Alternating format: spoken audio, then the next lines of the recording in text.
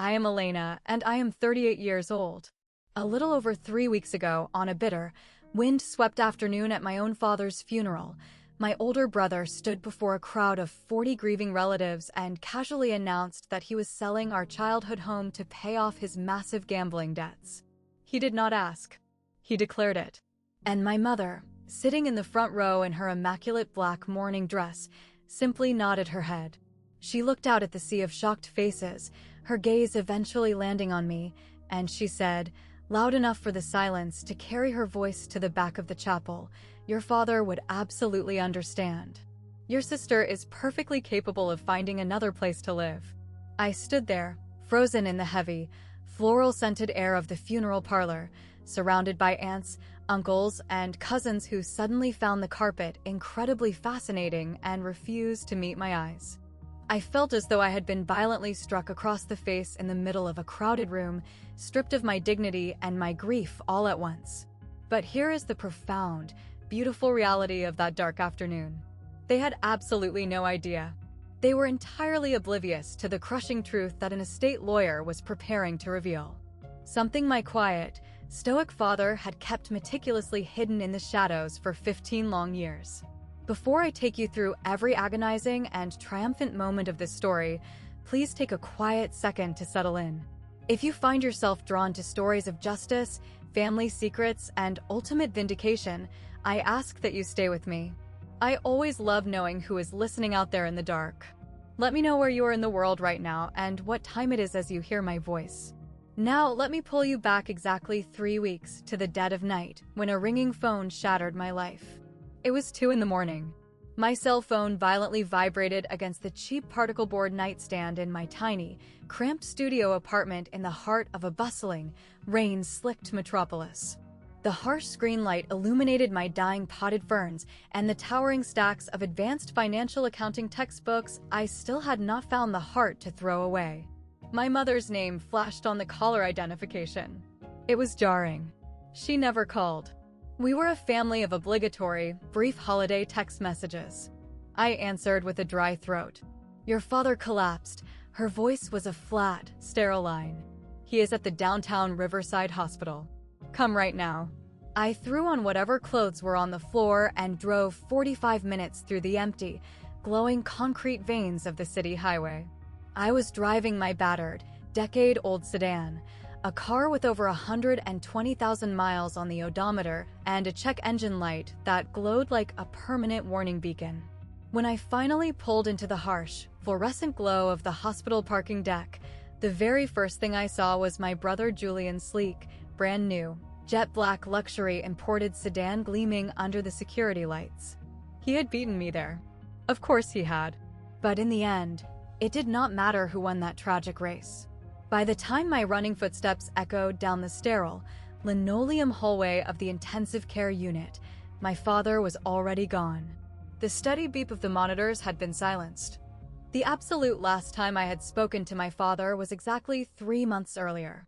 It was a phone call that lasted perhaps 90 agonizing seconds. He had asked, in his low, gravelly voice, "Are you doing all right out there?" And I had replied, "Yes, Dad, I am fine." And then we just sat there. We sat in a heavy, suffocating silence through the telephone line until one of us made a weak excuse about something burning on the stove and hung up. I had absolutely no way of knowing that brief, awkward exchange would be the last time I would ever hear the sound of his voice. I was intimately accustomed to being the child who arrived last, the one who was perpetually on the outside looking in. But staring at his still, quiet face in that hospital bed, I desperately wished I had arrived just a few minutes sooner. To truly comprehend the sheer audacity of what transpired at his funeral, you have to understand the toxic foundation my family was built upon. 20 years ago, I was an 18-year-old girl sitting at our heavy oak dining room table. I had acceptance letters from 3 prestigious local state colleges spread out in front of me like a royal flush. I had sacrificed my entire high school existence for those pieces of paper. I had studied until my eyes blurred, skipped parties, and worked myself to the bone. I desperately needed my parents to help me navigate the terrifying landscape of tuition and financial aid. My mother had walked into the dining room, picked up the thick envelope from my top choice university, glanced at the crest, and casually dropped it back onto the table as if it were a grocery store flyer. "Why on earth would we drain our accounts for that kind of money on you?" she had asked, her voice completely devoid of malice, which somehow made it infinitely worse. "You are a girl. You will eventually get married, have some children, and your husband will be the one to provide for the household. That is simply how the world works." I had looked across the table at my father. He was staring intensely down into the dark depths of his black coffee, his jaw muscles clenching tightly beneath his skin. He said absolutely nothing. Not a single word in my defense. That exact same year, my brother Julian, who was 3 years older than me and currently failing half his classes at an incredibly elite, wildly expensive coastal university, was handed the world on a silver platter. He did not have to write a single essay for a scholarship. He just received blank checks signed by my parents. They had purchased him a reliable commuter car so he wouldn't have to take the bus. They had leased him a beautiful, sunlit apartment near campus simply because he complained that dormitory life was far too distracting. In stark contrast, my mother handed me a printed list of local retail stores that hired teenagers at minimum wage. So, I learned to survive on my own. I aggressively hunted down every obscure academic grant and community scholarship in existence. I managed to secure enough funding to cover 70% of my tuition. To cover the remaining balance, the expensive textbooks, and the roof over my head, I worked 2 brutal jobs. Weekday evenings from 5 to midnight at a soul-crushing corporate call center, and grueling weekend shifts at a high-volume diner smelling perpetually of stale grease and burnt coffee. It was 4 exhausting years of sleeping an average of 4 hours a night. For years of eating cheap instant noodles because fresh produce was a luxury I could not afford. For years of quietly watching my peers enjoy the careless freedom of youth while I desperately picked up their abandoned shifts to make rent. I graduated with honors and secured a highly competitive certified public accountant license that currently hangs in a cheap frame in my apartment. I earned every single agonizing inch of that paper. And that is exactly why, upon walking across that graduation stage, I completely severed ties with my family for 2 solid years. I physically could not look at their faces without feeling the crushing, suffocating weight of every single opportunity they had willfully denied me. Sons are the sturdy, load-bearing pillars of a family legacy, my mother used to preach to anyone who would listen. Daughters are merely temporary guests passing through until another man takes them in. I had heard that toxic phrase repeated so many times throughout my childhood, it had burrowed into my brain like a parasite. I had genuinely started to believe it. The morning after my father's heart stopped, I drove back to the sprawling suburban house I had grown up in for the first time in over 3 years. It was a massive, traditional colonial-style build from the late 80s. It featured a sweeping wraparound porch and a deep, lush backyard where I used to spend my summers catching fireflies in glass jars. The neighborhood was the kind of pristine, manicured enclave where everyone knew their neighbors' names, kept their lawns perfectly trimmed, and projected an aura of complete upper-middle-class respectability. It was the absolute perfect, flawless theatrical backdrop for a family that looked immaculate from the outside, while rotting from the inside. Julian was waiting on the front porch when I pulled my rattling car into the driveway. He walked down the steps and offered me a quick, rigid, one-armed embrace. It was the exact kind of sterile hug you give a distant acquaintance you are socially obligated to acknowledge, but deeply prefer not to touch. "It has been a long time, little sister," he murmured, stepping back quickly. "You look incredibly tired." I chose not to respond. My eyes were far too busy taking inventory of the foyer behind him. Resting against the floral wallpaper was a massive stack of monogrammed, Italian leather designer luggage. A set of custom-fitted golf clubs leaned carelessly against the banister. A row of pristine, handcrafted European loafers lined the bottom step. My brother had been entirely unemployed for 8 consecutive months. I knew this unfortunate fact because my mother had weaponized it during one of her rare, guilt-inducing phone calls, demanding I show more sympathy for his struggles. "Where is Mother?" I asked, stepping past his expensive shoes. "She is in the sunroom, on the phone with the funeral director. She has the entire situation completely under control," he replied smoothly. I carried my scuffed canvas overnight bag up the carpeted stairs to my old bedroom. Or, at least, the space that used to belong to me. The walls were still painted the same pale, soft blue I had painstakingly rolled on when I was 15 years old. But absolutely everything else had been eradicated. My twin bed frame was entirely gone.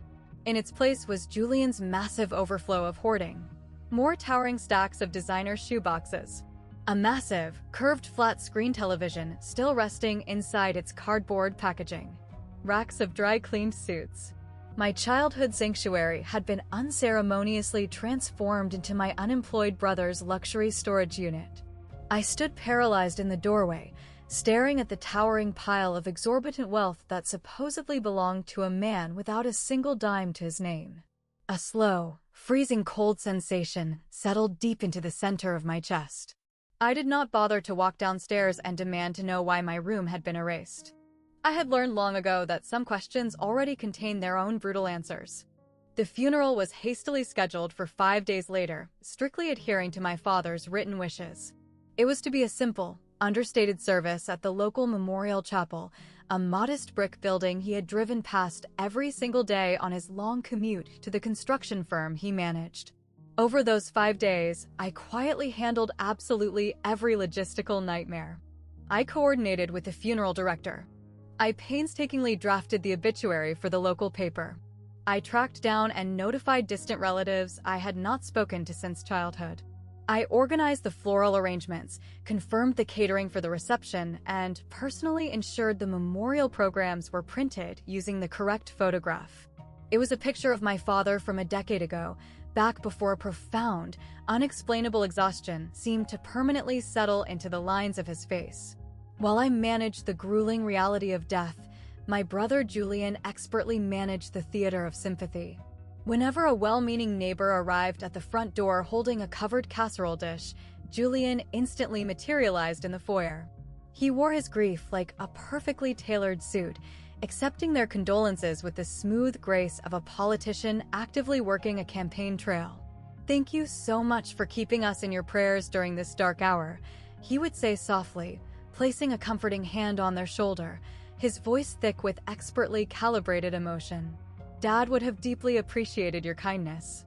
But behind the closed doors of our home, the atmosphere was thick with a completely different kind of energy. I began to notice it clearly by the 3rd day. My mother and brother were constantly engaging in hushed, frantic, whispered conversations in the corners of the living room. Conversations that abruptly, guiltily ceased the exact second I walked into the room. I would catch disjointed, floating fragments of their panic. Words like, "after the burial," and "real estate agents," and "we need to handle this immediately." On the 4th evening, the night before we were to put my father in the ground, I was quietly walking down the hallway toward the kitchen for a glass of water. I stopped dead in my tracks when I heard Julian's voice echoing from the back patio. He was pacing frantically, his cell phone pressed tight against his ear. I know the deadline," he was saying, his voice tight, strained with a raw, unmistakable terror that I had never heard from him before. "I will have the entire sum very soon. Right after this week is over. You just need to give me until—" He suddenly stopped, his eyes darting to the glass patio door. He saw my silhouette and instantly hung up the phone. "Who exactly was that on the phone?" I asked calmly, opening the glass door. "Nobody. Just old work contacts checking in," he lied effortlessly, shoving the phone deep into his pocket. He had not held a legitimate job in nearly a year. I did not push the issue. I simply filed the interaction away in the quiet archives of my mind. It was a jagged, ugly piece of a massive puzzle I did not yet have the capacity to understand. That night, lying awake on the stiff mattress of the guest room downstairs, I stared at the ceiling shadows. I wondered exactly what my brother was so terrified of, and why his blinding panic seemed infinitely larger than his grief over our dead father. Sleep was impossible. So, around 3 in the morning, I did exactly what I always do when my mind refuses to settle. I started organizing. My father had maintained a small, damp office in the finished basement of the house.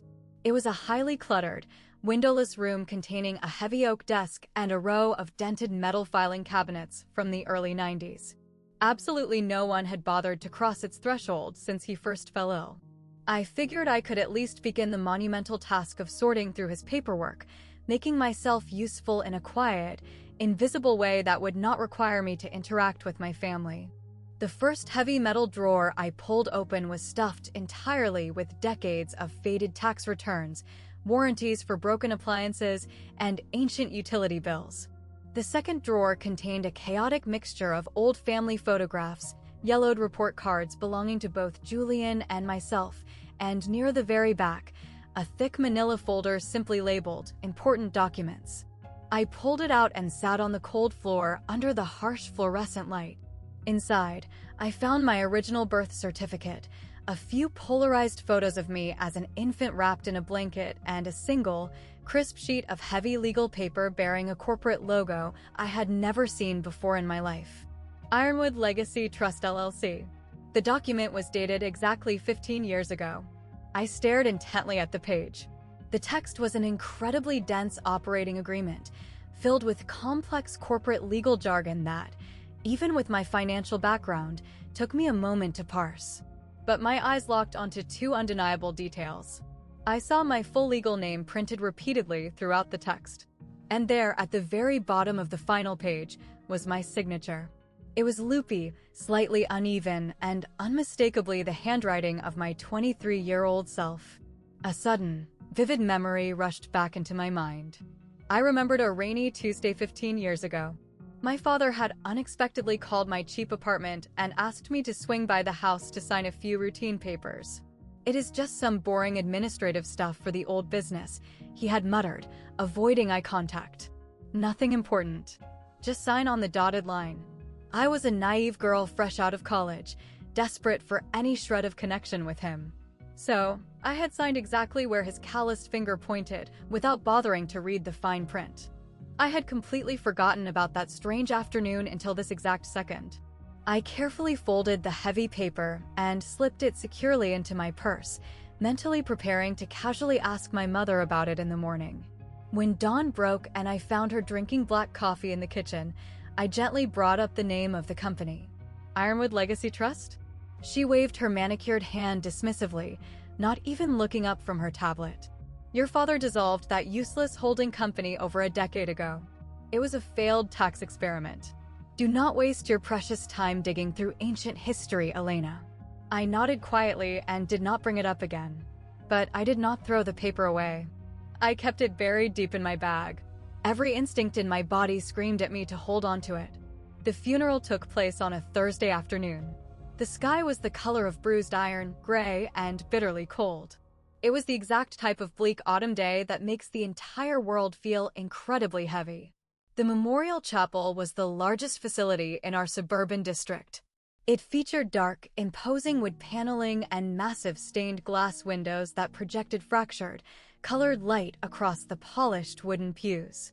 Well over 40 people attended. There were distant relatives, dozens of my father's former colleagues in their work boots and heavy jackets, and older neighbors who fondly remembered him as the quiet, reliable man who routinely shoveled their snowy driveways without ever being asked. Julian, naturally, delivered the primary eulogy. He confidently stepped up to the wooden podium wearing a bespoke, midnight blue suit. I instantly recognized the specific cut of the lapel because I had seen it in a high-end fashion magazine in a waiting room. It was a $3,000 garment minimum. He spoke eloquently about our father as if they had been the most intimately connected best friends on earth. He spun elaborate, beautiful tales about fictional weekend fishing trips they had supposedly taken. He quoted profound life advice my father had allegedly bestowed upon him in the dark. He preached about the sacred, unbreakable, masculine bond between a father and his firstborn son. I sat quietly in the very back row, practically hiding in the shadows, listening to grand stories I had never, ever witnessed. I genuinely wondered if a single word falling from my brother's mouth was tethered to reality. The fishing trips, perhaps, had happened when he was a small boy. But the deep, vulnerable, emotional conversations? I had existed inside that house for 18 years. I had never once seen my father speak to Julian about anything more profound than the weather or professional sports scores. Yet, The audience was deeply, profoundly moved. Elderly women delicately dabbed at their eyes with tissues. Grown men nodded their heads in solemn, respectful agreement. My brother had always possessed a terrifying talent for performance art. My mother sat regally in the absolute center of the front row. She was draped in expensive, designer black mourning clothes, her neck adorned with her signature strand of massive, flawless pearls. It was a lavish gift from Julian, as she loved to loudly remind anyone who complimented them, even though we all secretly knew my father's bank account had paid the credit card bill. She accepted the endless stream of condolences with practiced, aristocratic dignity. She was playing the role of the tragic, yet incredibly strong grieving widow who had everything perfectly under control. Not a single person walked to the back row to check on me. Not one relative asked how my heart was holding up. I was exactly what I had always been in that family, mere background noise. The estranged, difficult daughter who had been away far too long to matter to the narrative. But I had absolutely no idea that Julian's tear-jerking eulogy was merely the opening act. The true, devastating performance was about to begin. After the pastor delivered the final, echoing prayer, the heavy tension in the room began to lift. People started reaching for their thick winter coats, preparing to shuffle out toward their cars. But Julian did not step down from the raised platform. He stepped back up to the microphone and forcefully cleared his throat. "If I could please have everyone's attention for just one more brief moment," he announced. The chapel instantly stilled. I watched my mother offer him a tiny, almost imperceptible nod from her seat in the front row. It was the exact gesture of a stage director silently cueing her lead actor to deliver the final monologue. Our family has been engaging in some incredibly difficult discussions regarding our path forward. Julian projected his voice, maintaining that same heavy, rehearsed sorrow from his eulogy. And we have collectively reached a heartbreaking but necessary decision. We are going to officially sell the family home. A loud, collective murmur of shock violently rippled through the pews. Aunt Beatrice, my father's younger sister, audibly gasped, pressing a hand flat against her chest. "The house on Willow Creek? Arthur poured his soul into that house." "I know," Julian replied, shaking his head with an expression of tragic, agonizing burden. "But it is time for a necessary fresh start. Mother simply cannot bear the thought of rattling around in that massive house alone, suffocated by the memories of Dad. And frankly, the financial and physical upkeep of the property is just far too much for a widow to handle by herself." He paused dramatically, letting the weight of his noble sacrifice sink into the crowd, and then added the final, crushing lie. "We have already discussed the matter deeply as a united family. Mother, myself, and Elena were all in absolute, complete agreement on this path." My stomach plummeted so violently I felt physically sick. I had not agreed to a single thing. I had not even been informed of a conversation, let alone participated in a vote. I gripped the wooden back of the pew in front of me and started to push myself up to a standing position, ready to scream the truth. But my mother slowly turned her head and looked directly back at me. Her eyes were as sharp and deadly as broken glass. It was a silent, terrifying warning.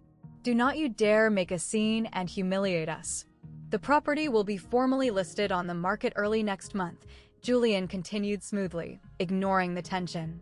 "We simply wanted all of our loved ones to know immediately, so there are no sudden surprises." After the shocking announcement, the crowd swarmed my mother, showering her with pity. Such an incredibly brave, difficult decision. "Arthur would absolutely understand your burden. You simply must do what is best for your own survival." Absolutely no one turned to ask the daughter in the back row what she thought of losing her childhood home. I stood completely paralyzed, my feet rooted to the carpet, watching my history being casually auctioned off over my father's casket. I did not speak a single word. But my brother was not finished plunging the knife. He looked down at my mother, and she gracefully rose from her velvet seat as if this specific choreography had been rehearsed for days. "I just want to add one more thing," she announced, smoothing the invisible wrinkles from her black designer dress as she turned to face the crowd. "I know that some of you in this room might be privately wondering about Elena's situation in all of this." My face flushed with a violent, burning heat. 40 pairs of judgmental eyes simultaneously swiveled to stare at me in the back row. Elena is an incredibly strong, fiercely independent young woman, my mother declared. She utilized the exact same patronizing tone she used when I was a child, explaining why we could not afford to buy me something she simply didn't want to purchase. She has a wonderful corporate job. She has her own tiny little apartment in the city. She boldly moved away from us years ago and proudly built her own solitary life. Arthur would be so very proud of her fierce independence. She paused, tilting her head to the side with a sad, wistful, pitying smile. Therefore, she absolutely does not need the security of the house. Not in the desperate way her brother does right now. Julian has recently experienced some incredibly tragic, unforeseen financial setbacks. He desperately needs the loving support of his family right now. I am sure every parent in this room understands our choice. Someone standing a few rows ahead of me, I am almost certain it was Aunt Beatrice, loudly whispered to her neighbor, "Well, what did she expect? She completely abandoned them for years." "Your father would understand," Elena, my mother said, locking her cold eyes directly onto mine, ensuring the entire room heard her final verdict. "Your sister is perfectly capable of finding another place to live." I physically felt her words impact my body like a violent blow to the ribs. My own mother had just stood inside a church and proudly announced to our entire extended bloodline that I was entirely unworthy of support. That I was a disposable afterthought. That whatever tragic fate befell my childhood sanctuary was absolutely none of my concern, because my brother's mysterious failures were infinitely more important than my entire existence. A distant, older cousin named Barbara leaned across the pew toward me, her breath smelling of stale coffee and mints. "You know deep down that your mother is completely right, honey," she whispered condescendingly. "You have done so surprisingly well for yourself out there. Your poor brother needs the charity significantly more than you do right now." I wanted to scream until my vocal cords ruptured. I wanted to violently grab the microphone and scream about the grueling scholarships I had fought for, the grease-stained diner jobs I had worked until my feet bled, the agonizing years I had spent building a foundation from absolute rubble, all while Julian violently drained every single financial resource our parents possessed to fund his illusions of grandeur. But I didn't. I just stood there, shrinking back into the shadows, feeling smaller and more pathetic than I had in a decade, and I said absolutely nothing. After the memorial concluded, I drifted outside the chapel while the rest of the family remained indoors to drink bad coffee and mingle. The bitter November wind whipped across the parking lot, but I desperately needed the freezing air. I needed to draw something into my lungs that did not smell like hypocrisy and betrayal. As I stood shivering near the edge of the building, I looked through the large pane glass window of the foyer. I watched Julian vigorously shake hands with a strange man wearing a tailored, sharkskin gray suit. The men exchanged slick business cards. The stranger handed my brother a glossy, thick folder featuring the bold logo of the most aggressive luxury real estate agency in the county. He had literally invited his real estate broker to my father's funeral. My mother suddenly appeared beside the stranger, smiling warmly and gesturing animatedly toward the parking lot, as if she were giving him precise driving directions. A minute later, I watched all three of them exit the building, climb into their respective luxury vehicles, and rapidly drive away in the exact direction of my childhood home. A sickening realization washed over me. They were actively taking the broker to physically tour the property before my father's body was even lowered into the earth. I numbly walked back inside the chapel to retrieve my forgotten coat and purse. As I passed a thick marble pillar in the hallway, I heard Aunt Beatrice holding court with a cluster of gossiping cousins. "Well, what on earth do you honestly expect from a girl like that?" Beatrice was whispering aggressively. "She completely abandoned them. She didn't call. She didn't bother to visit for years on end. And now, the second Arthur drops dead, she wants to show up and stake a claim to the fortune? Family blood simply does not work that way." I froze dead in my tracks, completely hidden by the cold marble, and listened to my own assassination. Her poor, long-suffering mother, another cousin, chimed in, shaking her head. Having to deal with the stress of a cold, ungrateful daughter on top of burying her husband. "At least they have Julian. He has been an absolute rock for Margaret through this entire ordeal. I closed my eyes. I thought about all the endless Sunday afternoons I had called the house, only to be abruptly told by my mother that she was simply far too busy to chat. I thought about all the major holidays I had eagerly offered to drive home for, only to be met with the excuse, "We are keeping things incredibly small and intimate this year, maybe next time." I thought about all the desperate, exhausting ways I had attempted to rebuild the bridges they were actively pouring gasoline on. On my way walking out to my rattling car, I noticed something newly erected on the pristine front lawn of the Memorial Chapel, positioned perfectly near the exit so every guest would see it.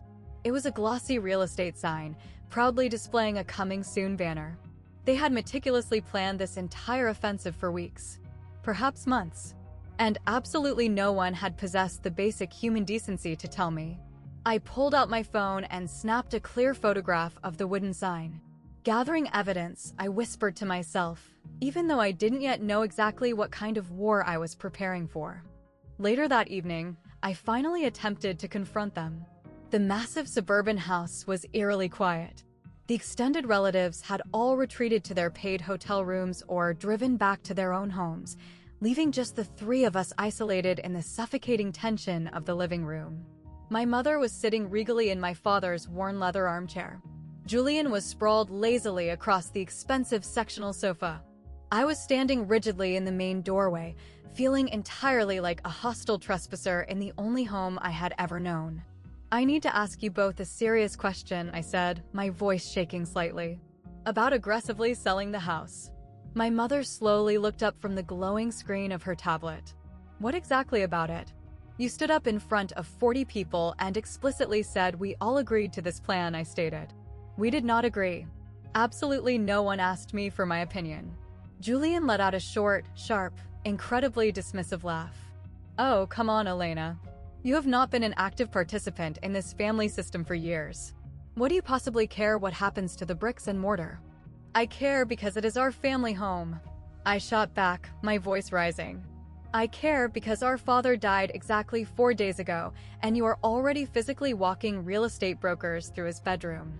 I care because I inherently possess just as much right to be involved in the major decisions of this family as either of you." My mother's facial expression hardened into stone. "You have absolutely no rights here," she stated with terrifying calm. "You willfully walked away from us. You did not call. You did not visit. You did not lift a single finger to help when your father was suffering. And now you have the sheer audacity to show up and violently demand a seat at the head of the table? I tried to call for years. I practically shouted. You constantly told me you didn't need me around. We didn't need your pathetic, performative guilt." She snapped. "We desperately needed your physical presence." Julian abruptly sat up, swinging his legs off the sofa, fixing me with a deeply unsettling look that bordered on psychopathic pity. "Look, little sister, I am going to be brutally, completely honest with you right now. I desperately need the massive influx of cash from the sale of this property. I have accumulated some significant investment debts in the market, a massive amount of them. And if you dare to make a loud, humiliating public scene about this sale, I swear to God, I will personally tell every single person in our social circle exactly what kind of horrific daughter you have been. I will tell them all how you viciously cut our dying father off for 2 years. How you completely shattered his heart before his lungs gave out." My throat tightened so painfully I couldn't swallow. That specific estrangement was my deepest, most agonizing secret shame. And my own brother had just expertly weaponized my grief and held it to my throat like a blade. "I am desperately trying to financially save this family," Julian growled, standing up to tower over me. "You are just trying to selfishly tear it apart out of spite." I turned around and walked out of the room without speaking another syllable. But I did not walk out of the front door. Not yet. I know exactly what you are probably thinking right now, yelling at whatever screen you are watching this on. Why on earth didn't I fight back in that room? Why didn't I immediately pull out my phone and dial a vicious estate lawyer right then and there? But here is the agonizing psychological reality you have to understand. This was my family. This was my mother. This was my brother. These were the only people on earth I had spent my entire traumatic childhood desperately trying to earn a single drop of love from. Walking away from their approval had already fundamentally broken something deep inside my soul once before. I was utterly terrified that I was not strong enough to survive breaking it a second time. If you have ever found yourself paralyzed in a toxic situation where finally standing up for your own dignity meant permanently losing the only tribe you had ever known, please drop a comment below. I desperately need to know that I am not alone in that feeling. And if you want to know exactly how the tables violently turned, stay right here. Exactly 3 days after the burial, my mother orchestrated another mandatory family gathering. This time, she hosted it at the house, explicitly to formally discuss the estate matters, she claimed, so that everyone is completely transparent and on the exact same page. 15 people crammed themselves into our formal dining room. Aunt Beatrice, Uncle Harrison, my maternal grandmother Evelyn, and various older cousins I barely recognized from old photographs. The room felt significantly smaller, more claustrophobic than I remembered from my youth, suffocating with the heat of bodies, loud opinions, and the crushing weight of monumental decisions being finalized without my consent. My mother stood authoritatively at the head of the long oak table, a thick stack of legal documents resting in front of her like a shield. Julian sat immediately to her right, his arms crossed tightly over his chest, glaring at me from across the room as if I were a wild animal that needed to be put down. Here is the absolute reality of our situation, my mother began, commanding the room's attention. Arthur did not leave behind a highly complicated, convoluted estate. The property we are currently standing in is the singular primary asset. It is currently valued on the market at roughly $850,000. My specific plan is to liquidate the house immediately, completely pay off all of our family's outstanding, urgent debts, and utilize the remaining capital to quietly support myself through my retirement years. What exactly about Elena's share? Grandmother Evelyn suddenly asked from the corner.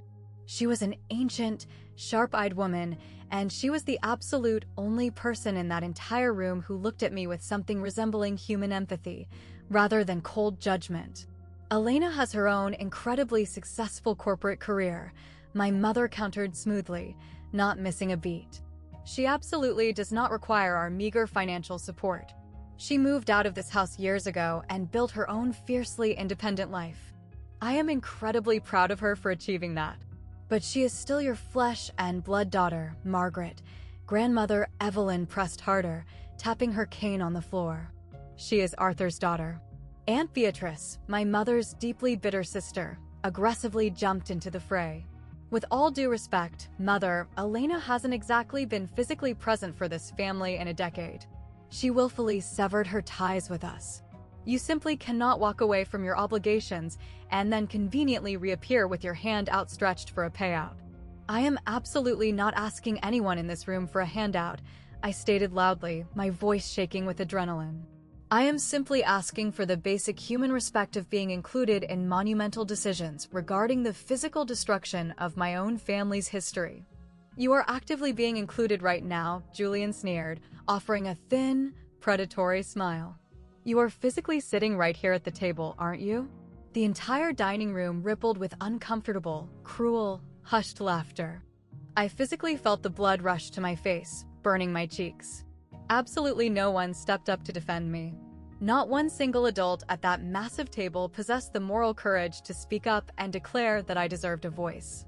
Grandmother Evelyn briefly caught my eye, looking deeply pained, and then slowly looked down at her lap, her thin lips pressed into a tight line.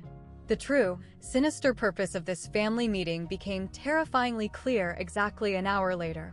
Julian abruptly reached into the center of the table and slid a heavy, stapled legal document directly toward my seat. The bold, black header at the top of the page read, "Formal disclaimer and relinquishment of interest in estate property." What exactly is this? I asked, staring at the paper as if it were a venomous snake. It is incredibly simple, my mother said, using her soothing, patronizing tone. You just sign your name on the bottom line, and you formally, legally release any potential future claim to the physical house or the massive proceeds from its impending sale. It legally protects everyone involved. It keeps the transition incredibly clean and peaceful. I stared intensely at the black ink on the white paper. You actually brought me here to force me to legally sign away my inheritance in front of an audience. You are absolutely not giving up a single thing, Julian snapped impatiently. Dad did not leave you a single red cent in his final will.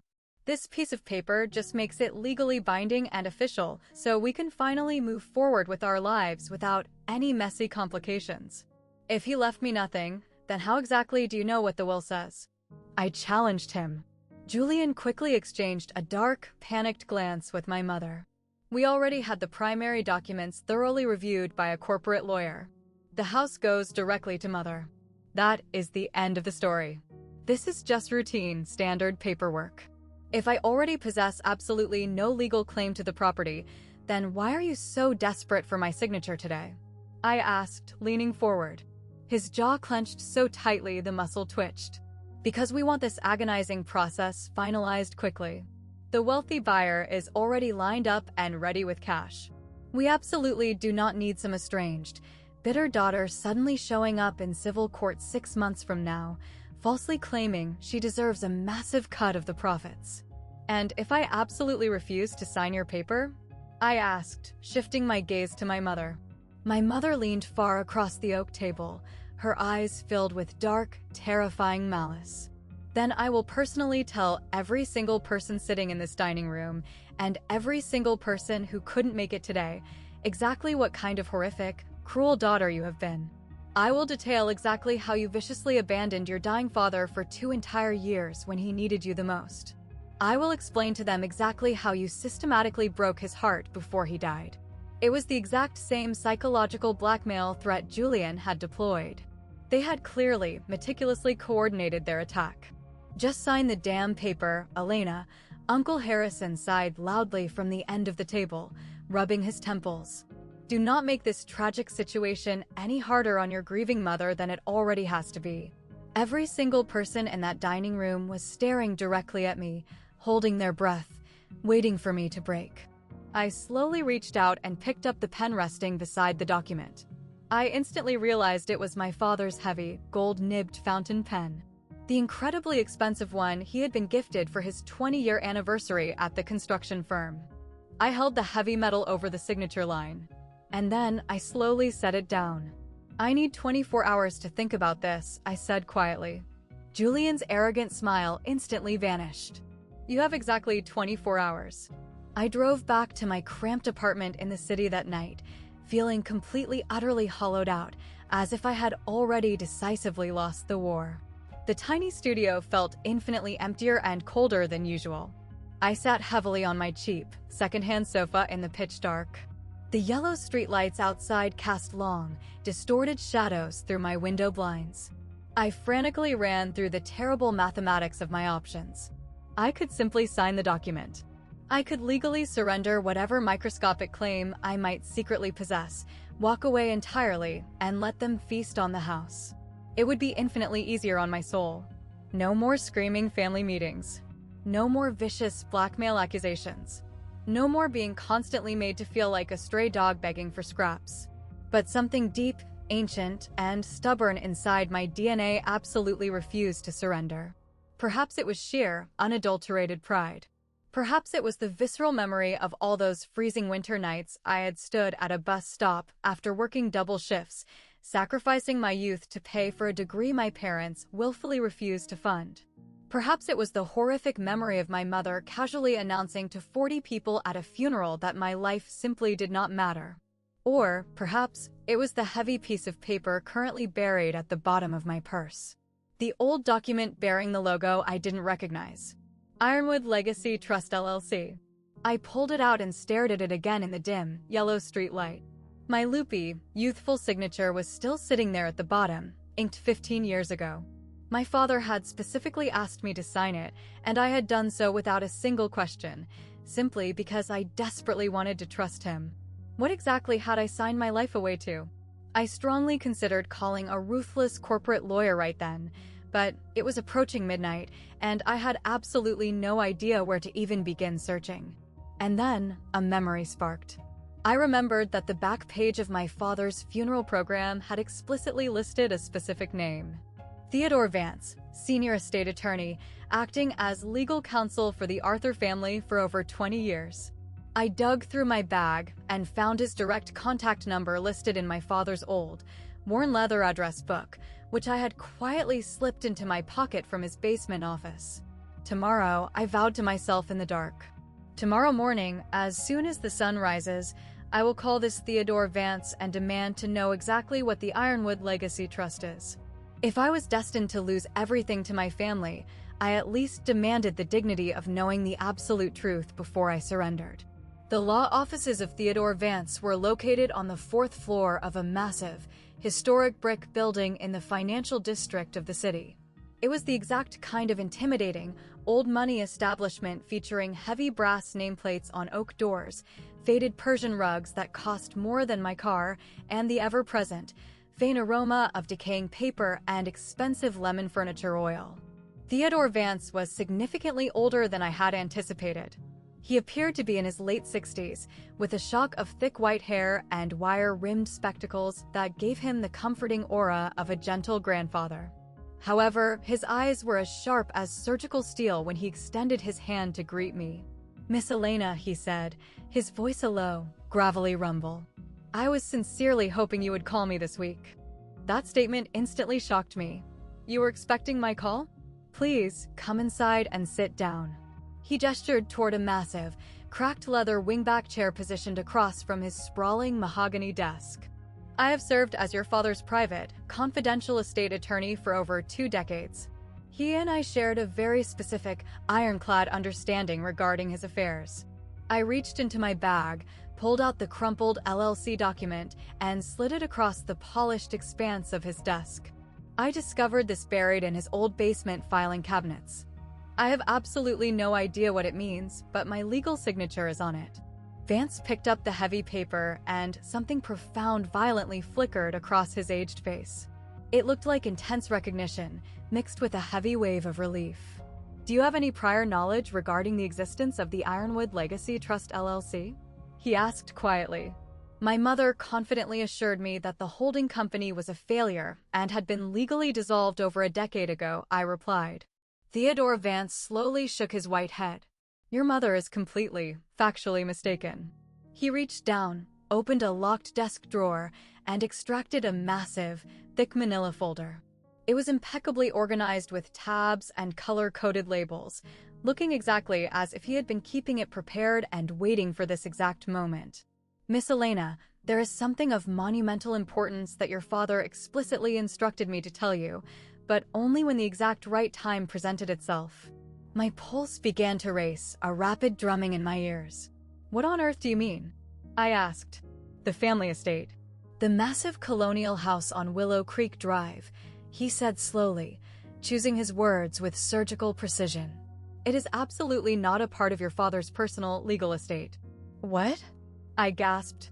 "In the winter of 2009, your father legally and permanently transferred the total ownership of that property into the Ironwood Legacy Trust LLC. The physical house belongs entirely to the corporate entity. It did not belong to Arthur personally when he died." I stared at him, my mind desperately trying to process the legal gymnastics. "Then who exactly owns the corporate entity?" Vance slowly lowered his wire-rimmed glasses and looked at me with profound intensity. "You do, Miss Elena. You are the sole, 100% managing member of the LLC. You completely own the company and therefore the house. You have secretly owned it for 15 years. For a very long, suffocating moment, I physically lost the ability to speak. The air had been sucked from the room. "That is completely impossible," I finally managed to stammer. "I would have been notified. The government would have told me. Someone would have sent me a tax document." Vance shook his head again. "Your father was incredibly, fiercely specific about absolute, total confidentiality. He explicitly demanded that absolutely no one was to ever know about this structure. Not your mother, Margaret. Not your brother, Julian. And most importantly, not even you. He wanted it kept entirely in the dark until it became absolutely necessary to deploy it as a shield." "But why? Why would he do that?" He pulled a second, significantly older document from the thick folder. The paper was slightly yellowed at the edges from age. In 2008, your father came into this exact office expressing severe, terrifying concerns. He had quietly noticed dramatic, terrifying changes in Julian's behavior. The secret gambling rings. The massive, hidden debts. The dark, chaotic beginnings of what would eventually metastasize into a crippling, life-destroying addiction. I instantly thought back to the funeral home. I thought of Julian pacing the patio in the dark, his voice shaking with raw, unadulterated terror as he begged someone on the phone for more time. Your father loved your brother deeply, Vance continued, his voice softening with empathy. But he absolutely did not trust him. He knew with absolute, terrifying certainty that if anything sudden ever happened to him, Julian would eventually find a way to manipulate your mother and violently drain every single asset the family possessed to feed his sickness. So, your father built a silent, impenetrable legal fortress to protect the most valuable asset he had ever built. The childhood house, I whispered, the realization hitting me like a tidal wave. Exactly. He legally transferred the deed into the LLC structure in 2009, and he legally designated you, and only you, as the sole, untouchable member. The corporate operating agreement is legally ironclad. It was properly notarized by a state official, filed directly with the government, and meticulously maintained in perfect legal compliance every single year since its inception.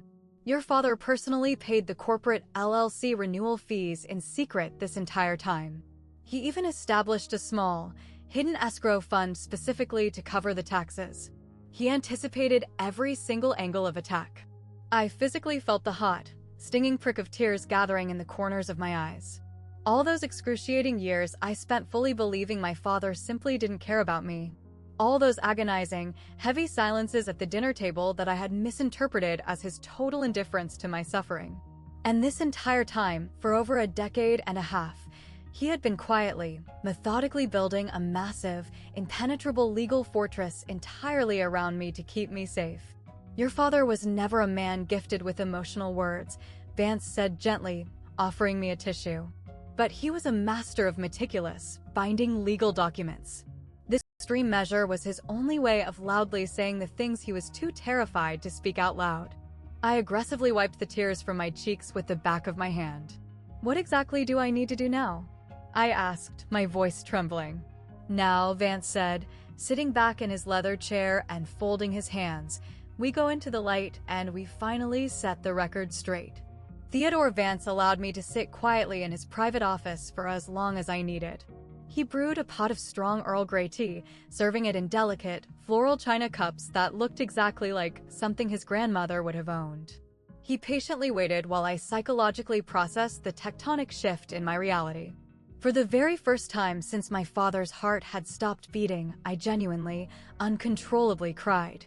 These were not the polite, heavily restricted, performative tears I had carefully shed at the funeral. These were ugly, violent, gasping, whole-body sobs that ripped themselves from somewhere deep and buried inside my chest.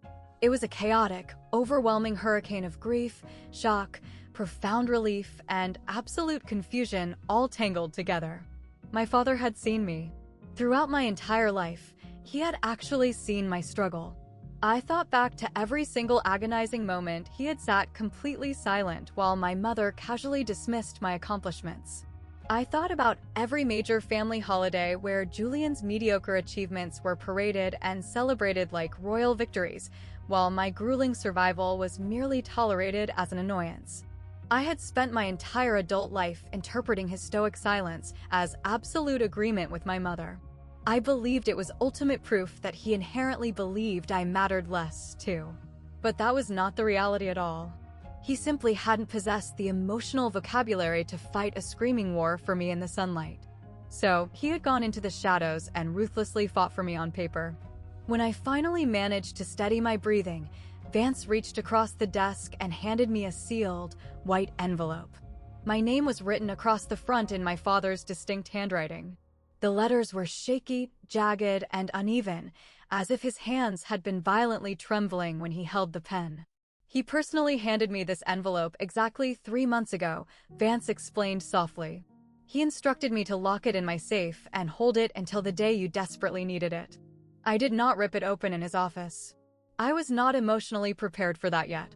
But I ran my thumb repeatedly over the raised ink of my name, and I felt something massive and immovable finally shift inside my soul. I am going to formally schedule an official, legal reading, Vance stated in his professional tone. I will arrange for it to take place this coming Friday. I will personally send formal invitations to every single relative who attended that coercive family meeting at your house. They are going to violently fight this, I warned him, my voice finally steady. They are going to aggressively claim that I manipulated a sick old man, or that these corporate documents are completely fabricated forgeries. Let them scream and claim whatever they desire, Vance replied, a fierce, protective glint in his eye. He reached down and pulled out a third, massive binder. This one was overflowing with original bank receipts, notarized signature logs, and stamped state filing confirmations. I have been meticulously preparing for this exact war for 15 years. The paper trail is absolutely immaculate. They cannot touch it. For the very first time in weeks, the crushing weight on my chest lifted, replaced by something that tasted remarkably like hope. How exactly do you wish to handle the revelation? Vance asked, leaning forward. By then, the tears had completely dried on my face. The expensive tea had gone ice cold in the china cup, but my mind was operating with a razor-sharp, terrifying clarity that I had not possessed in days. I could choose to reveal this to them in absolute privacy, I reasoned out loud. I could pull my mother and Julian aside tonight, explain the legal reality of the situation, and completely avoid a humiliating public spectacle. You certainly could do that, Vance agreed, nodding slowly. That would undeniably be the more diplomatic, graceful approach. But they did not offer me a single ounce of grace or diplomacy, I said, my voice hardening into steel. I thought about the horrific funeral announcement. I thought about the coercive family meeting. I thought about the way they had meticulously coordinated an ambush to publicly humiliate me into submission in front of every single person I had grown up with. They deliberately chose to execute me in public. They wanted to permanently brand me as the ungrateful, pathetic daughter in front of 40 witnesses. So, Vance asked, a small, proud smile touching the corners of his mouth, you would like to permanently set the record straight in the exact same arena? I want the absolute truth to be dragged into the light in the exact same manner the lies were, I confirmed. Vance nodded with decisive finality. I will officially schedule the formal reading for this Friday morning at exactly 10 o'clock. I will ensure every single person from that meeting receives a mandatory summons. Your mother, your brother, your aunts, uncles, and your grandmother. They will all walk in fully expecting it to be a routine, boring surrender procedure. Will you require anything specific from me to prepare? I asked. Just ensure you are physically present in the room. Bring the original LLC document you found in the basement. I will happily handle the rest of the execution. He paused for a moment, adjusting his glasses, then added, there is one other person who might prove to be incredibly useful in this endeavor. Sylvia Croft. She served as your father's private, certified accountant for decades. She was the official legal witness to the original formation of the Ironwood Legacy Trust. If your family attempts to loudly challenge the physical legitimacy of these documents, she is fully prepared to corroborate absolutely everything under oath. She is more than willing to do that. In fact, she has been eagerly waiting to do that for years. She always deeply admired you, Miss Elena, and she knew your father's true, protective intentions. I walked out of Theodore Vance's historic office building possessing something I had not felt since I was a child. Absolute, unshakable certainty. I was not going to walk into that room and fight a messy, chaotic battle by screaming, crying, or begging my abusers to finally see my worth.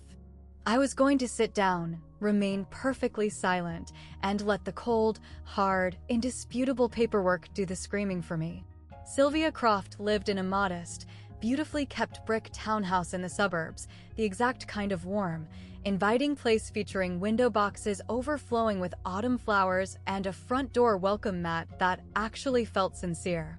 She was a woman in her late 50s, with elegant, silver-streaked hair and the specific kind, weathered face that instantly made you want to sit down and confess all of your problems. "I was wondering when you would finally show up on my doorstep," she said with a warm smile, immediately ushering me out of the cold and into her cozy living room. "Theodore called me this morning to warn me. Hot tea, please." She poured steaming liquid from a beautiful ceramic pot while I sat awkwardly on her floral-patterned sofa, desperately trying to figure out exactly how to begin the conversation.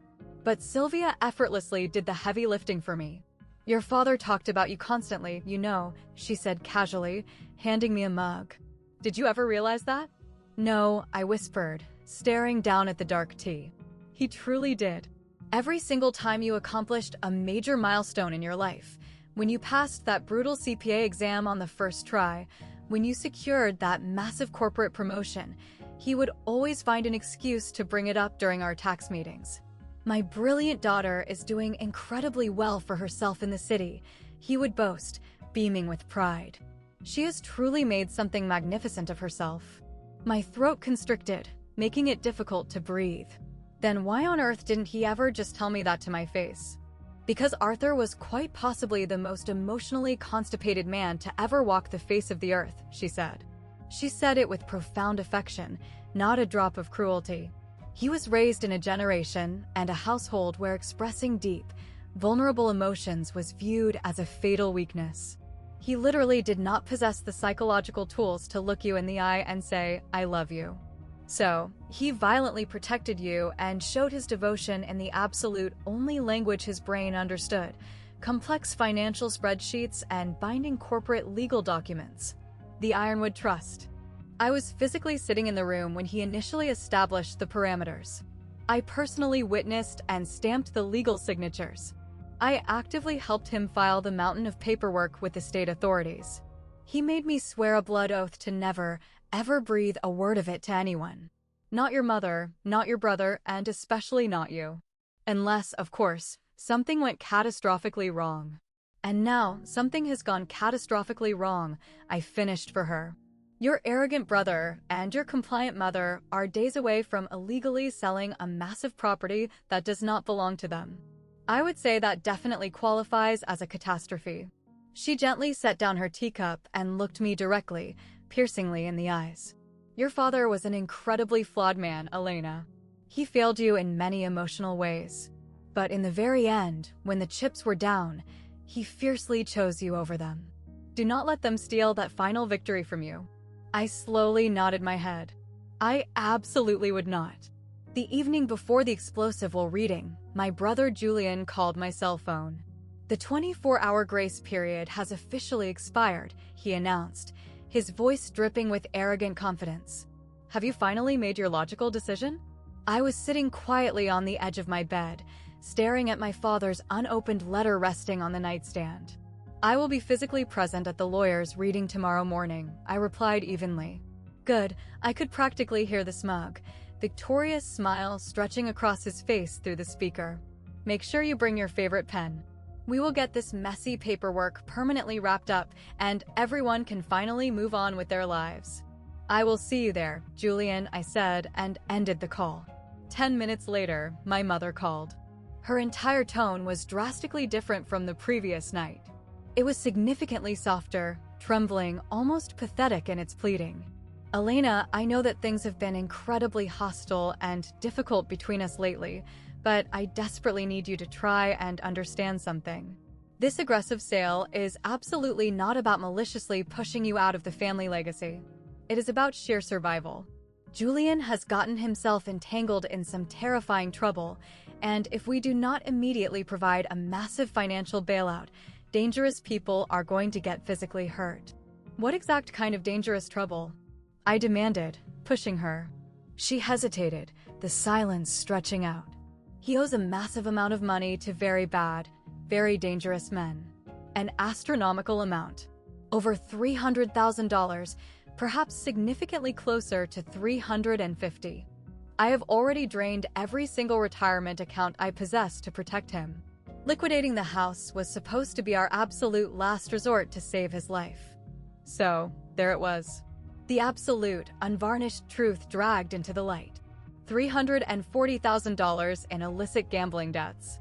My older brother had completely, utterly hollowed out his entire existence chasing phantom jackpots that never materialized. I am deeply sorry that Julian is violently struggling with his demons, I said, keeping my voice as steady as granite. But illegally selling Dad's house, my childhood home, is absolutely not going to fix his broken brain. It is merely going to provide him with a massive influx of cash to enable him to keep gambling until he loses it all again.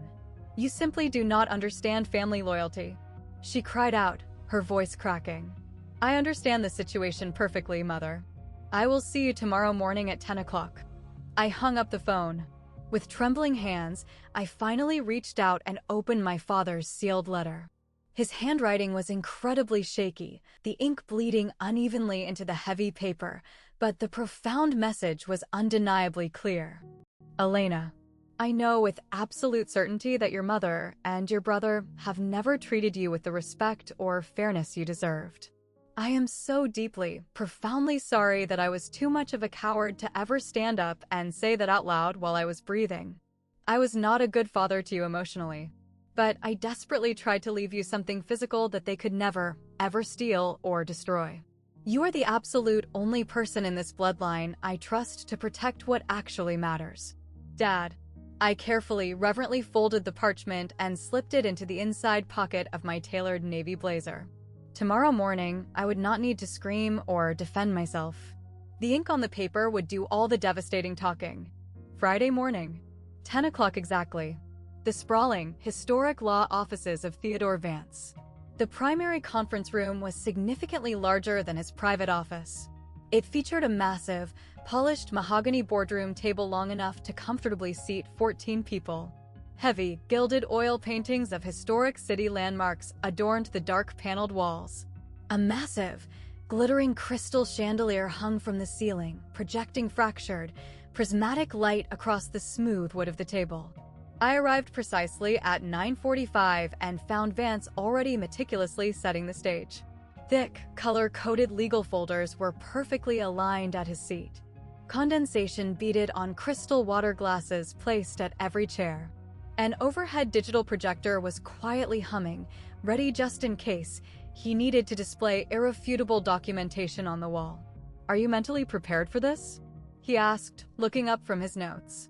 As ready as I will ever be in this lifetime, I replied, taking my seat near the end of the table. The family members began slowly filtering into the room at exactly 9:55. My mother entered first, draped in expensive black designer clothing once again. The massive, flawless pearl necklace gleamed brightly at her throat. She barely spared me a passing, contemptuous glance before taking her seat at the absolute opposite end of the long table. Julian arrogantly strolled into the room 15 minutes late because, naturally, he believed his time was more valuable than everyone else's. He was wearing the identical, bespoke $3,000 suit, freshly steamed and pressed, carrying himself with the swagger of a high-powered executive walking into a boardroom fully expecting to ruthlessly close a massive corporate merger. He loudly clapped Theodore Vance on the shoulder as if they were fraternity brothers. Thanks for putting this little formality together for us, Teddy, Julian smirked. Let's make it quick, I have places to be. Uncle Harrison, Aunt Beatrice, Grandmother Evelyn, and a handful of older cousins slowly filed in and took their seats around the perimeter. It was the exact same ensemble cast of characters who had aggressively participated in the coercive family meeting. They were all gathered here today as eager witnesses to what they arrogantly assumed would be my final, humiliating defeat. Julian caught my eye from directly across the polished wood and actually winked at me. He physically winked, as if we were sharing an inside joke. Brought your favorite pen this time? He asked loudly, ensuring the room heard his taunt. I did not dignify his cruelty with a response. I simply smoothed the lapels of my tailored navy blazer, the exact same power suit I wore to high-stakes corporate accounting audits, the suit I had proudly purchased with my own hard-earned money after my very first major promotion, and I patiently waited. Vance slowly closed the heavy oak doors, sealing us inside, and took his authoritative place at the head of the table. Shall we finally begin? I have to pause the story right here for a brief second. Because this specific moment, sitting in that heavy leather chair, is the exact moment I had unknowingly been waiting for my entire existence. And I need to be absolutely, perfectly clear about something. This was not about petty revenge. I was not sitting in that mahogany conference room salivating over the thought of making my family bleed. I was sitting there desperately waiting to finally be seen, to be acknowledged as a human being, to finally, after 38 agonizing years of invisibility, have someone in a position of authority stand up in front of my abusers and declare that my life actually mattered. If you have ever felt completely invisible inside your own family structure, like no matter how high you climbed or what you accomplished, it was never, ever deemed enough to earn their love, then you know exactly how my heart was beating in that chair. Please like this video and drop a comment if you are still walking this path with me. And stay close, because the absolute explosion that happened next permanently altered the trajectory of my life. Theodore Vance began the proceedings with the standard, dry legal formalities. He methodically confirmed every individual's identity for the legal record. He slowly explained the structural purpose of the will reading, outlining the basic, generic framework of my father's meager estate. Arthur's final will is incredibly straightforward, Vance stated, carefully turning the crisp pages inside his primary folder. His personal, everyday effects are to be distributed among the immediate family members entirely at Margaret's discretion. His personal vehicle, a standard commuter sedan, transfers directly to Julian. His combined personal savings accounts, totaling approximately $47,000, transfer completely to his wife, Margaret. My mother offered a small, dignified nod, looking incredibly satisfied with the payout. Julian leaned far back in his expensive chair with the smug, relaxed aura of a degenerate gambler watching the horse he bet his life savings on comfortably pull ahead of the pack. And what about the primary asset? Aunt Beatrice eagerly prompted from the side of the table. The massive estate on Willow Creek Drive? Vance paused. He slowly, deliberately removed his wire-rimmed glasses, meticulously cleaned the lenses on his expensive silk tie, and carefully placed them back onto his face. It was a theatrical, calculated gesture that I would later realize was designed entirely to build excruciating tension in the room. Regarding the Willow Creek property, he said, speaking slowly, his voice dropping an octave, there is a significant legal complication. The massive conference room went instantly, terrifyingly quiet. Julian abruptly sat up straight, his arrogant posture vanishing. What exact kind of complication? My mother demanded, her voice tight with sudden anxiety. The massive property located on Willow Creek Drive is absolutely not a part of Arthur's personal legal estate, Vance declared. That is completely ridiculous, Julian shouted, slamming his palm on the table. He legally owned that massive house for over 30 years. He physically resided inside that house for 30 years, Vance calmly corrected him, entirely unfazed by the outburst. But the actual, legal ownership of the property was permanently transferred in the winter of 2009. The physical property is currently held and entirely owned by a private limited liability company known as Ironwood Legacy Trust LLC. I sat silently and watched the blood completely drain from my mother's face, leaving her a sickly, ashen gray. Julian looked violently confused, staring at the lawyer as if Vance had suddenly started speaking an alien language. What in the absolute hell is the Ironwood Legacy Trust? Julian demanded, his voice cracking with panic. Theodore Vance slowly reached beneath his legal pad and extracted a massive, thick binder. Pasted to the front cover, written in my father's distinct, neat handwriting, was a stark warning label: corporate property documents. Under no circumstances destroy. I believe, Vance said, locking eyes with my mother, we urgently need to discuss the impenetrable corporate legal structure your husband actively put in place 15 years ago. Vance began laying out the heavy legal documents one by one, spreading them across the polished mahogany table exactly like a casino dealer exposing a winning hand of cards. In 2009, Arthur legally and permanently transferred the total deed of the Willow Creek property into a newly formed limited liability company. This corporate LLC was properly and legally formed. The transfer of the deed was legally recorded and stamped with the county authorities, and all corporate taxes, fees, and insurance premiums have been meticulously paid in full every single year since its inception. So, this phantom company owns the family house, Julian stammered, frantically trying to find a loophole. Fine. Whatever.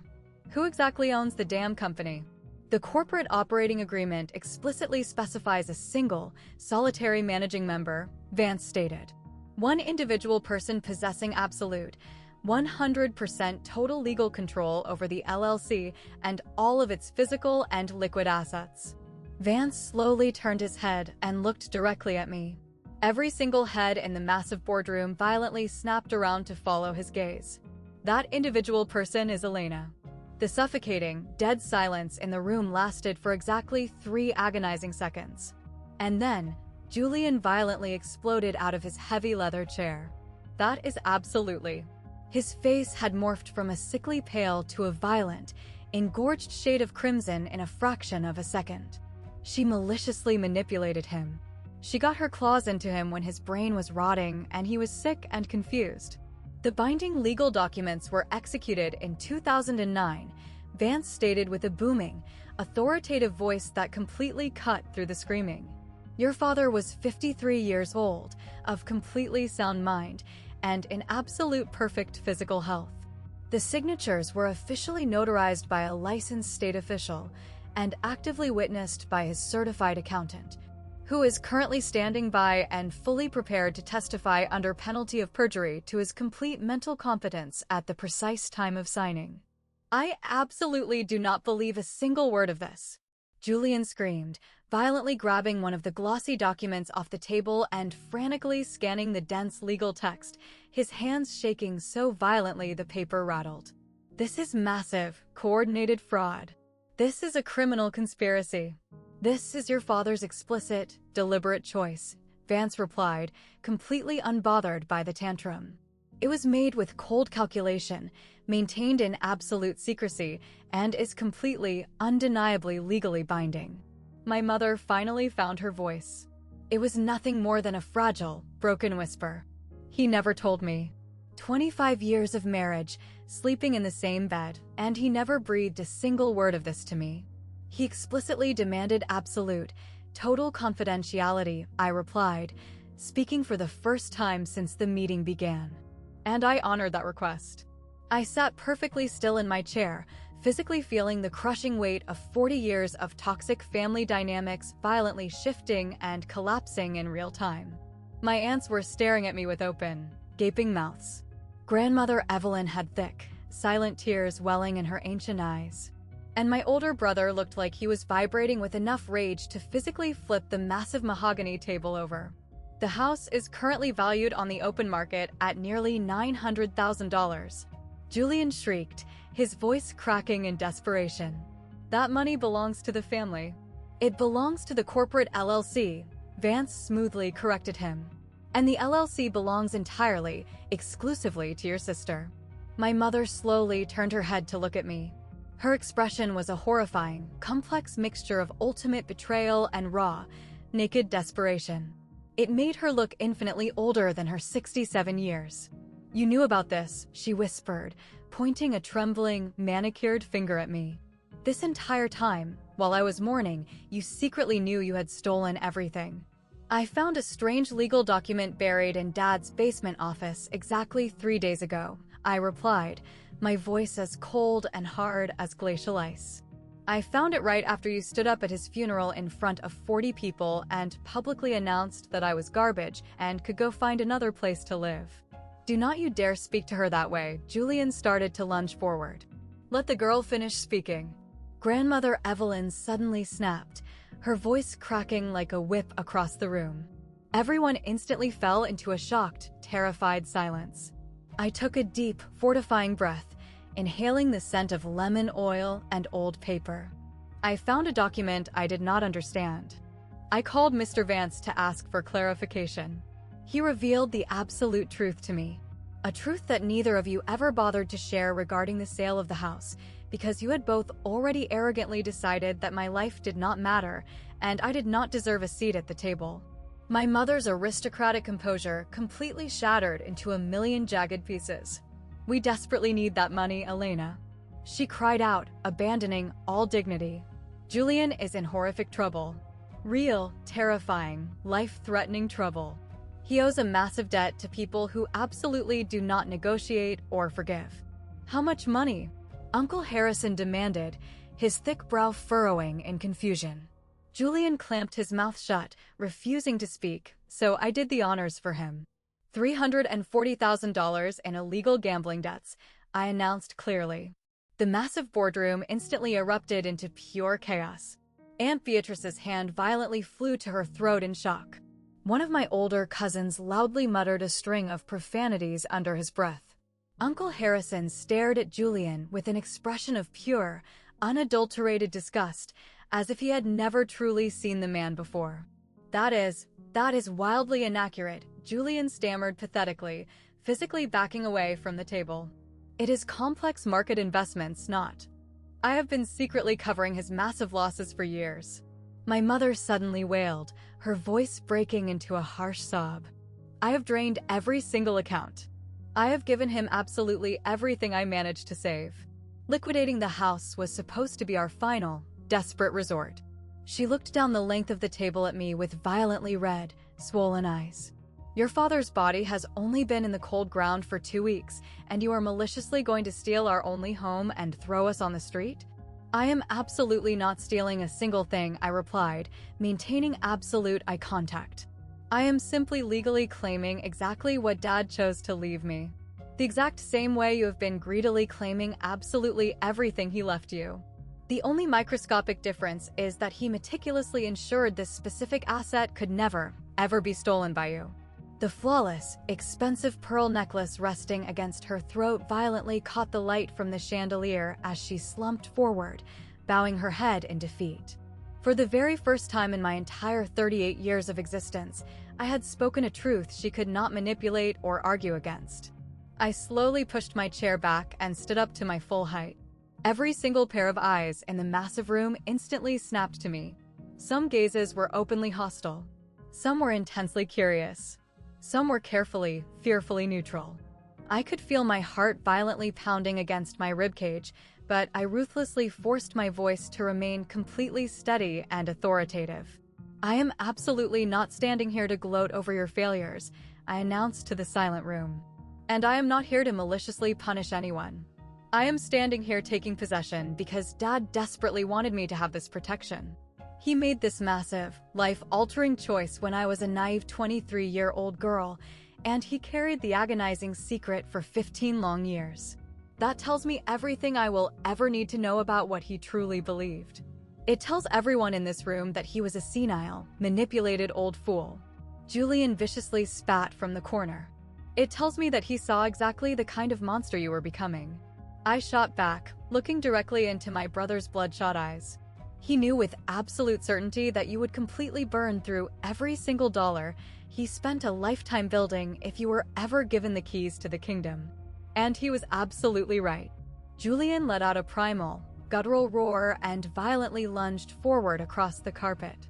For a terrifying, split second, I genuinely thought he was going to physically assault me in a law office.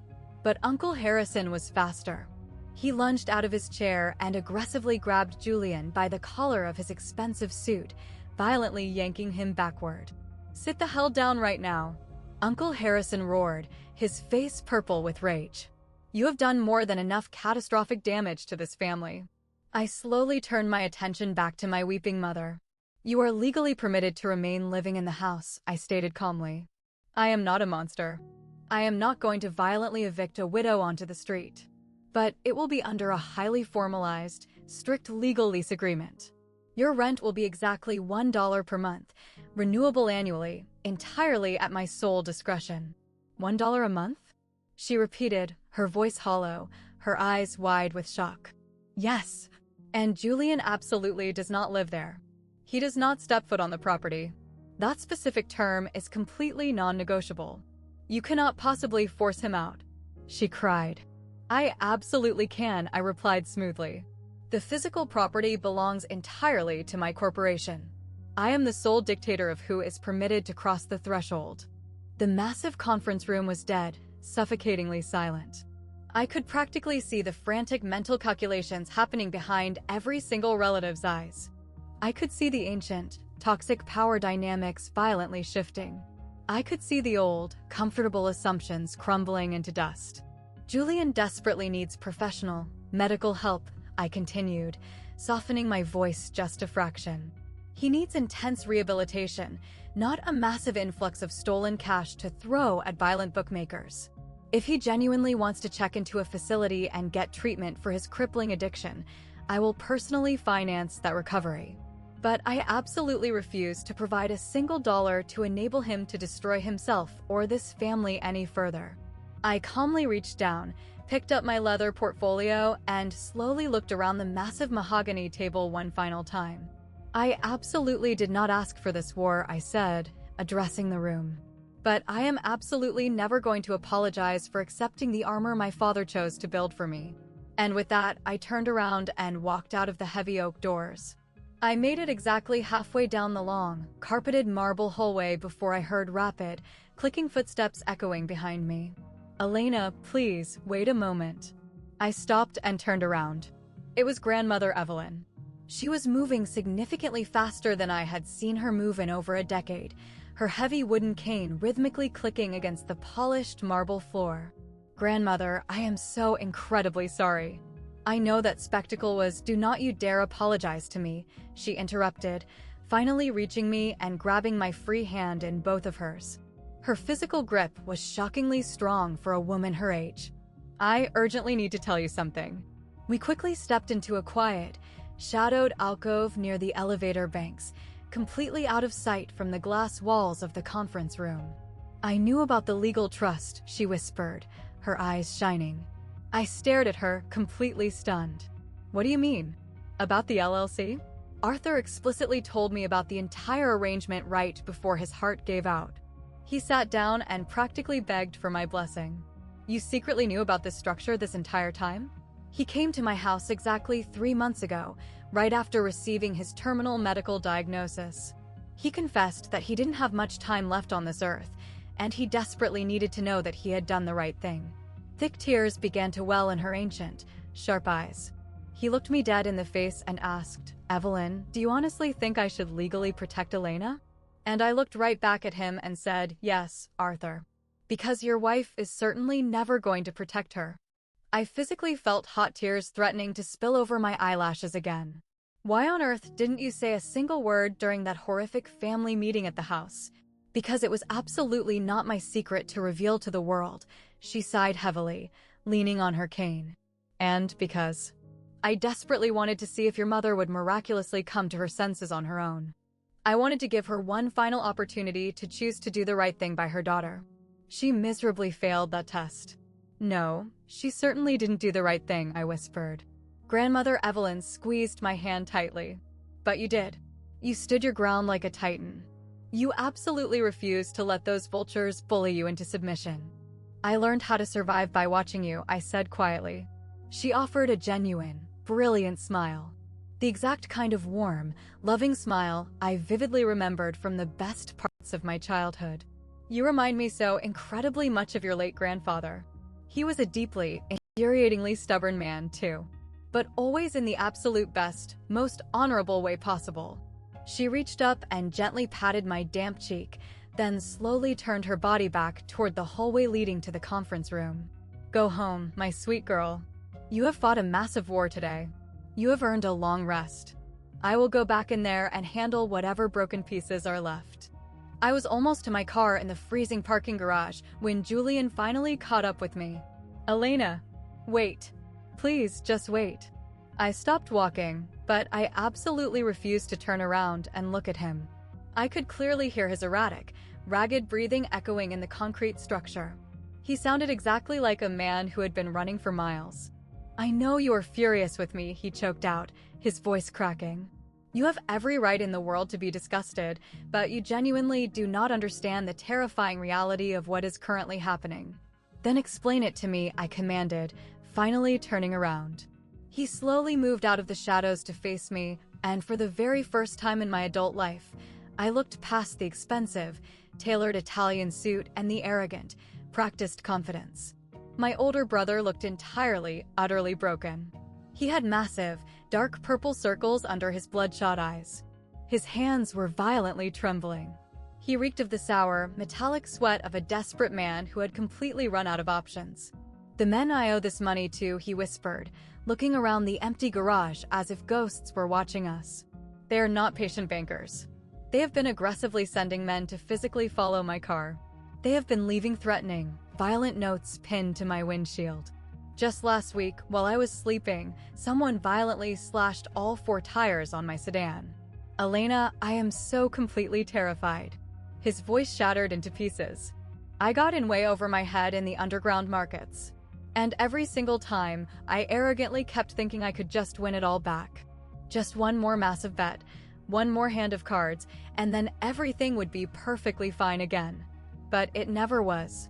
And now I am buried so incredibly deep under the dirt, I cannot even see a sliver of light."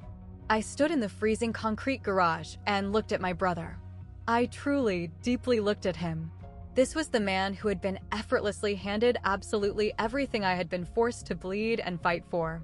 The man who had arrogantly squandered every single privilege and advantage and still petulantly expected someone else to magically clean up his catastrophic mess. And yet, underneath all that toxic entitlement, I saw the ghost of the little boy who used to play catch with me in the backyard. The teenage brother who bravely walked me to the bus stop when I was terrified of the older kids, back before the poison of the world infected him. "You desperately need intense, inpatient rehabilitation," I said, my voice completely devoid of judgment, but as firm as stone. "You do not need a massive pile of money." "I know," he whispered, staring down at the concrete floor. 90 days minimum, I demanded. A real, medical, lockdown program. Intense group trauma therapy, severe addiction counseling, and absolutely zero access to your cell phone or the outside world. He slowly nodded his head, completely unable to meet my gaze. "If you actively agree to do that," I told him, "if you truly, genuinely commit to fighting for your life and getting help, then, and only then, we can sit down and discuss what the future looks like. But absolutely not a single second before."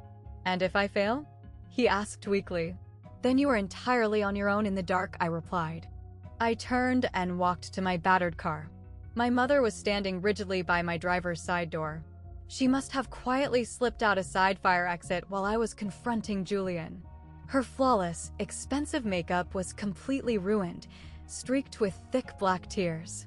Her carefully constructed, aristocratic facade had completely, catastrophically dissolved.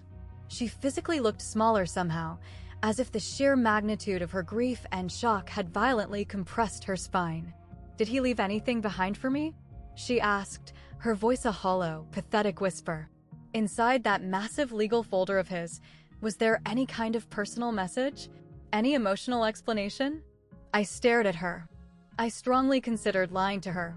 I considered telling her that my father had secretly written her a beautifully poetic letter filled with profound reconciliation and eternal forgiveness. But she did not deserve the comfort of a lie. She deserved the cold, unyielding reality of the truth. "No," I said softly. "He did not mention your name a single time." She violently flinched, as if I had physically struck her across the face. 35 years? She whispered, staring into the middle distance. "I sacrificed 35 years of my youth and my life to that man. And he left absolutely everything too. He left the corporate asset to me," I corrected her. "Not necessarily because he loved me infinitely more, but because he knew with absolute certainty that you and Julian would burn the house to the ground. And history proved he was entirely right. I was only trying to do what I honestly believed was best for the survival of the family." She suddenly cried out, trying to defend herself.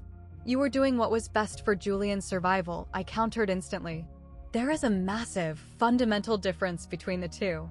She opened her mouth to aggressively argue, but then slowly closed it. Something profound violently shifted in her expression.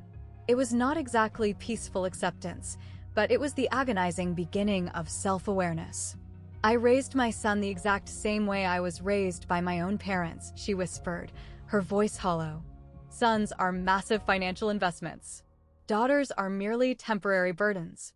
That is exactly what my own mother drilled into my head every single day. "Grandmother Evelyn seems to have drastically evolved her worldview," I noted dryly.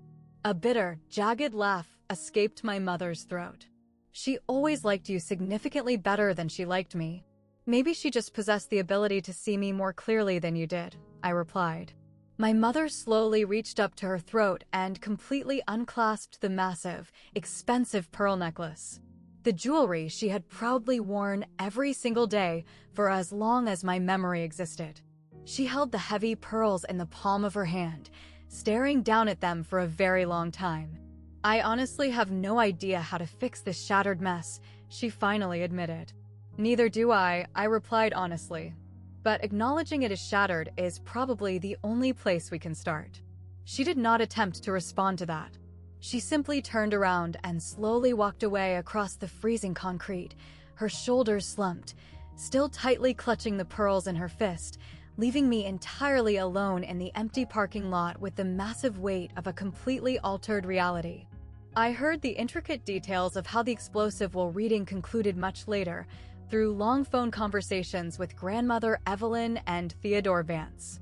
Aunt Beatrice had frantically attempted to legally argue that the LLC structure was somehow a massive, fraudulent conspiracy, but Vance had instantly shut her down with a mountain of irrefutable documentation spanning 15 years. Notarized signatures, aggressive state filings, certified annual corporate reports. Every single legal I was dotted, and every single T was crossed. Uncle Harrison had eventually taken Julian aside in the hallway and brutally informed him that he was a catastrophic disappointment to the bloodline. It was harsh, perhaps unnecessarily cruel, but Julian simply nodded his head. He was entirely too hollowed out, too broken to fight back anymore. Sylvia Croft called my apartment late that evening. "You performed absolutely beautifully today, Elena," she said, her voice warm with pride. "Your father would have been so incredibly proud of your strength." I simply sat there and let the absolute truth do the talking, I replied. "Sometimes, simply telling the truth is the most terrifying and hardest thing a human being can do," she noted. She told me she had quietly watched my extended family members filter out of the conference room one by one. Several of them had sheepishly stopped to aggressively shake Theodore Vance's hand and mutter pathetic, embarrassed apologies for their earlier, hostile assumptions. A few of my older cousins had apparently sent me frantic text messages, though I had absolutely no desire to check my phone yet. Your grandmother adamantly refused to leave the room until the very bitter end, Sylvia added with a chuckle. She wanted to ensure the final message was delivered with absolute clarity.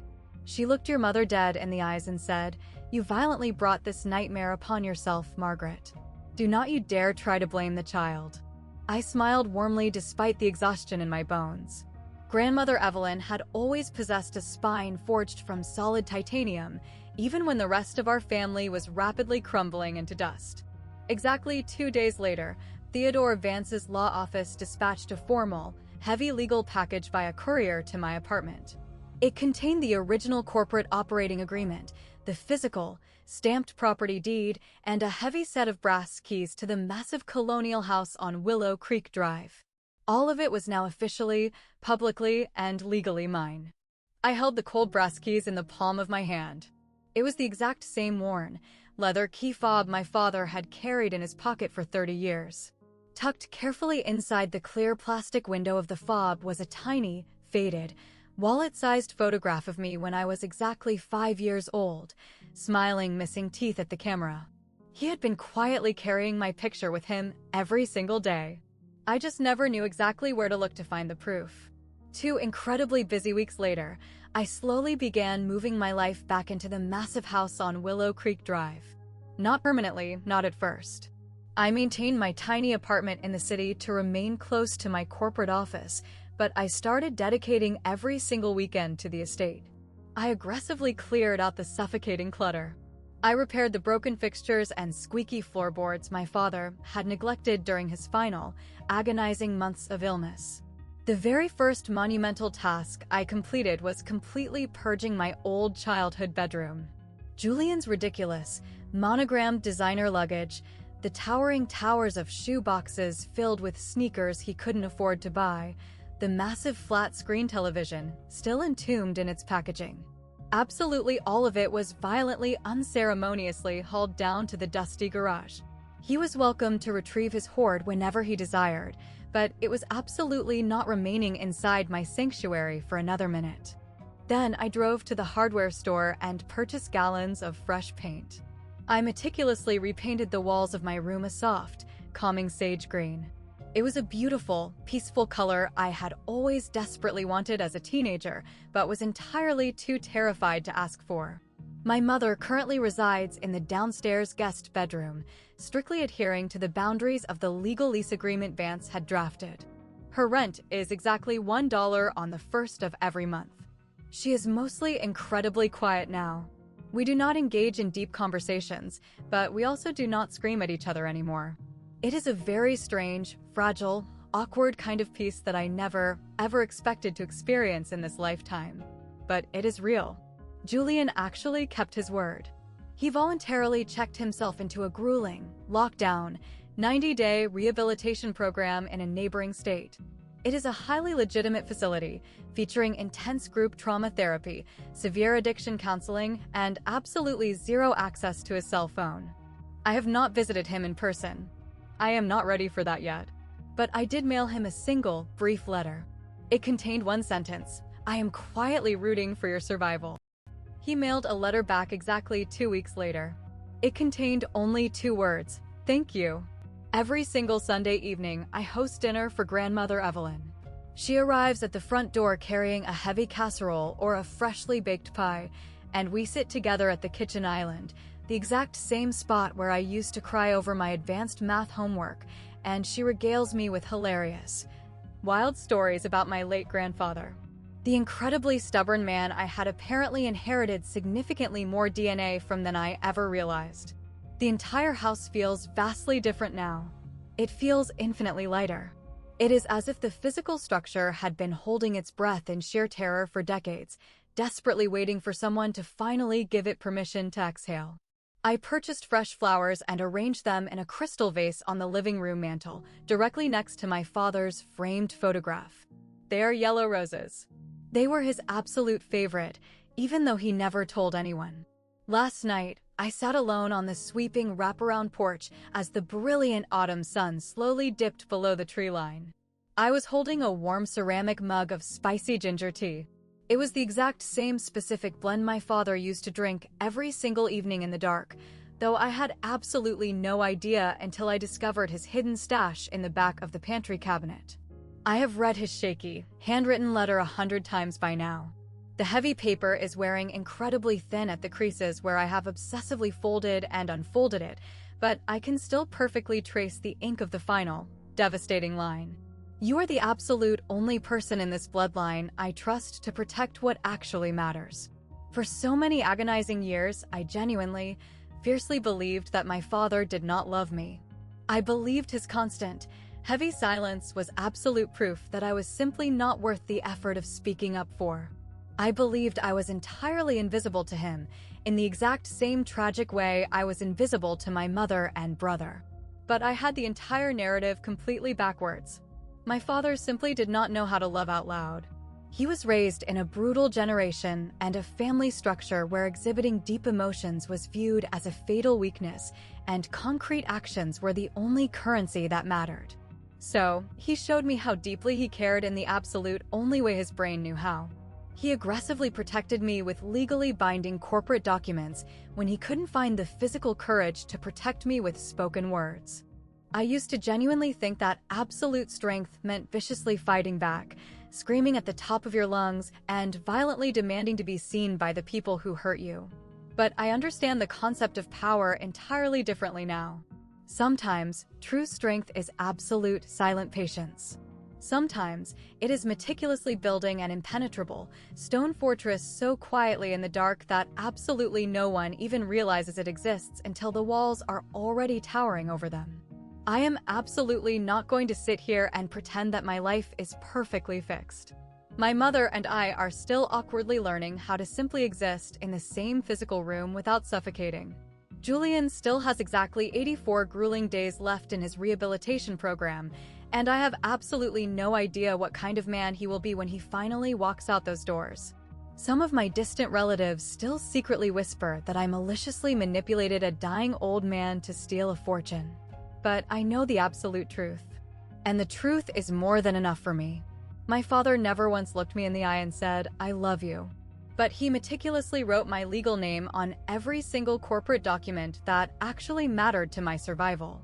He silently gifted me the sanctuary I grew up in, the financial security my own mother maliciously attempted to steal, and a beautiful, unshakable future that absolutely no one can ever take away. That was his unique, quiet way of screaming his love. And after 38 years in the dark, I finally heard him loud and clear. Thank you so much for staying with me until the very end of this long journey. If you have ever felt completely invisible inside your own family structure, like no matter how much you bled or what you magically accomplished, you were always viewed as less than enough. I desperately need you to know something right now. You absolutely deserve to be seen in the light. You deserve to be deeply valued for who you are. And building a fortress to protect yourself is never, ever selfish. It is a necessary act of survival. If this story meant something profound to you, please hit the like button and subscribe to the channel. It helps me share these stories more than you know. And if you have a powerful story of your own about toxic family dynamics, establishing ironclad boundaries, or finally finding the courage to stand up for your own dignity, please share it in the comments below. I would be honored to read it. Be sure to check the description box for more stories exactly like this one. Until we meet again, please be incredibly kind to yourself. You have absolutely earned it.